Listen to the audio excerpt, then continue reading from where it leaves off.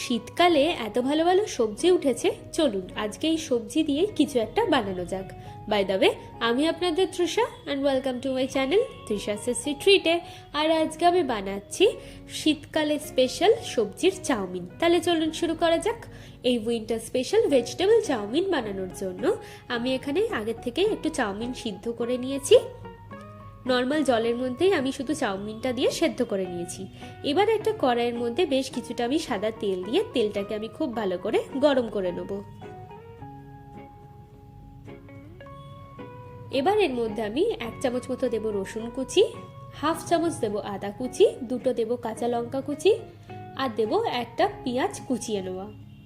দিয়ে এই সব কিছুকে আমি খুব ভালো করে প্রথমে ভেজে নেব।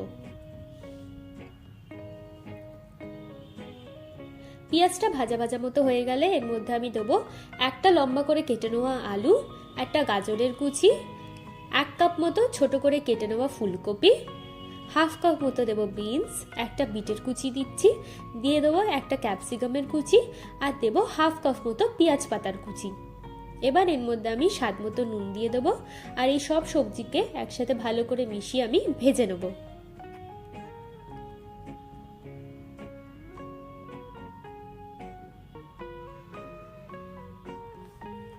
দেখুন সবজিগুলো কিন্তু আমাদের খুব ভালো করে ভাজা হয়ে গেছে, আর সবজিগুলো গলেও গেছে।